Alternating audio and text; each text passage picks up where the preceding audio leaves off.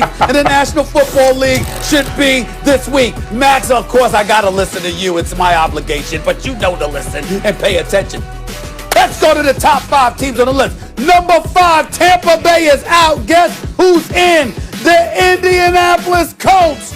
Why? You got Phillip Rivers completing 68.5% of his passes. Oh, by the way, the man has only been sacked 9 times this entire season, which means that offensive line is protecting him. Of course, they got a decent running game, but you got with Jonathan Taylor. But you got to look at their defense. Their defense is top 5 in points allowed, top 5 in yards allowed, top 5 against the pass, top 5 against the rush. This defense is legit. They're 7-3. They've been balling last 2 weeks. Wins over Tennessee and Green Bay. They deserve our props. The Indianapolis Colts are in the top 5. Put it right there. Let's get to number 4 on the list. There's no change here. The Los Angeles Rams.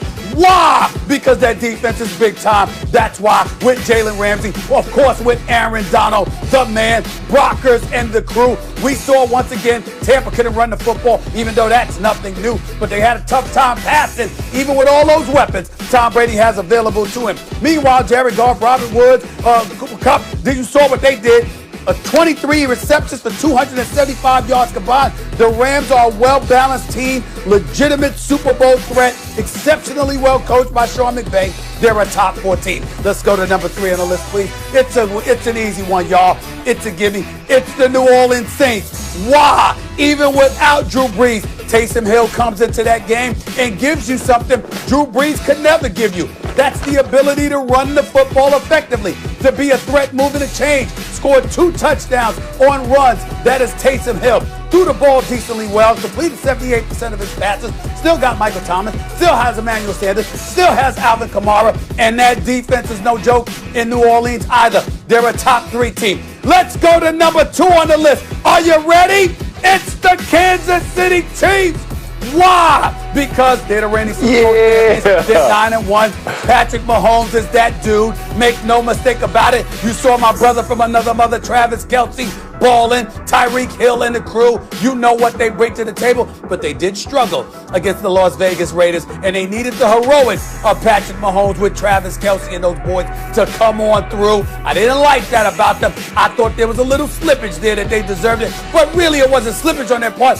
It's the fact that I'm elevating this team to number 1, the undefeated Pittsburgh Steelers at 10-0. Why? I just told you they 10-0. That's why Big Ben Roethlisberger, top 5 in the league as far as I'm concerned at the quarterback position. You see Claypool, you see Juju Smith-Schuster, you see James Washington, you see DeAndre Johnson, you see all of these brothers, what they're doing, and you know that defense is real. It's legit. It's big time. They are undefeated, and they went there and treated the Jacksonville Jaguars like the bye week they are supposed to be. They handled them 27-3. I've got them as number 1 on my list. So from 1 to 5, the Steelers, the Chiefs, the Saints, the Rams, and the Indianapolis Colts as my top 5 teams in the National Football League after Week 11. Floor is yours. I wanted to say this is your first Stevens A list because I saw the Colts. I said, ooh, Stephen A is on it. Rams at 4. Oh, Stephen A, 2 for 2. 3 for 3 with the Saints. Here it comes, Stevens A and B list. You're not putting the Steelers ahead of the Chiefs. Will you stop that? Everyone knows the Chiefs are the best team in football. I don't care about their flaws. They got Patrick Mahomes. Steelers ain't beating no Chiefs. No one's beating the Chiefs. Almost there. Jeff Saturday, I've seen some D and C lists. I thought this was going to be an A, but I can only give it a B. See, here's the thing. This is what Stephen A does, right? Well, I come on early in the show and he gives this whole soliloquy about me being up there to beat him up. So what's he do, Max? He sugars me in with the Indianapolis Colts. He knows. He knows. He put them on the list. He's like, hey, I'm going to throw a little peace offering out to my man Saturday because usually he stomps on my list and he does this kind of stuff. Right. So he's protecting himself. Here's the other thing about Stephen A. He's a smart man now. He is a smart man. Why did he put the Steelers at 1? Because he just saw 2 of the Ravens' best players not be able to play Thursday. So he feels pretty confident, right? He can step out now. He can step out a little bit. Bring it out just a hair because he's been real scared. He's been real scared, even being that fan, to step out and jinx him. So he feels like the jinx is off. He doesn't have to worry as much about Thursday night's game. So he's like, you know what? This is my week, right? It's no different than a coach waiting to put the backup quarterback in and make him a starter after the bye week. This is what Stephen A. just did, right? He just slid it in there. I will say this, though. Of all the trash lists that I've seen, Stephen A. went and redeemed himself. This is a great list. It's an A list, wow. Stephen A. You did a good job. This is your best work. Wow. And it's because you sugar me with the Colts and the way you manipulate it. Listen, I give you credit. There's a reason there's a reason that you stay on every day and people tune in. You know how to scratch the ear of Jeff Saturday. You did it today. I'm just going to let you know. You got the A list, Stephen A. Oh, my goodness. All like you have the to do Steelers is talk number about one your over the Colts. Chiefs? You're such an easy win. All right, let me get one more topic in here while we have you, Jeff. So one team that got knocked off Steven's A-list obviously was the Bucs. We saw Brady struggle last night, Monday Night Football. Jeff, I want to start with you with this question here. If the Bucs fail this year, with all the talent on both sides of the ball, is it Tom Brady's fault?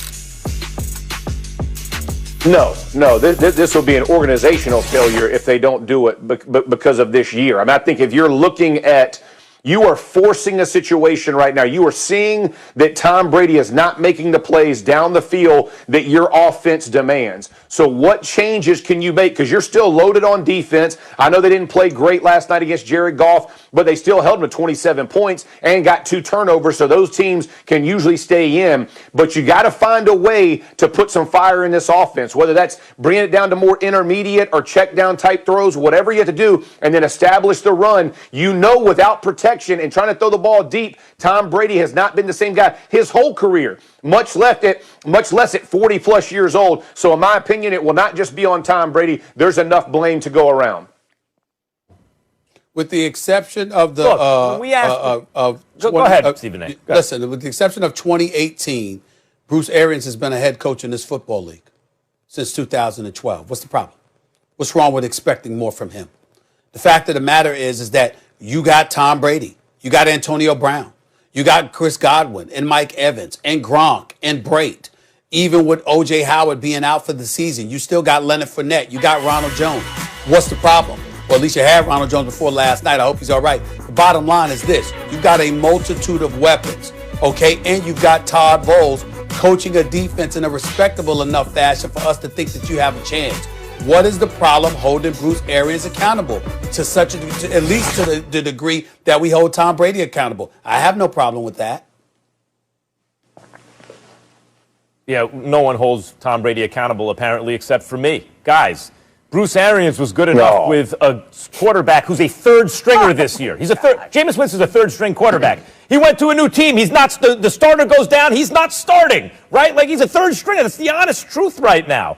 They went 7-9 last year, and we all said, you just put a competent quarterback, not going to turn the ball over 30 times, throw 30 interceptions. They'll be at least 9-7, maybe 10-6. Oh, there's Tom Brady, maybe 10-6, 11-5. Here it comes. Super Bowl favorites out of the NFC. Jeff Saturday, you were talking about they have defense. By the way, you're right. Arians doesn't run the ball enough, but they're getting pretty good run blocking. They have receivers everywhere you look. They have guys who get yards after the catch. Look at Mike Evans yesterday, even with guys hanging off of him. They have every single thing you want.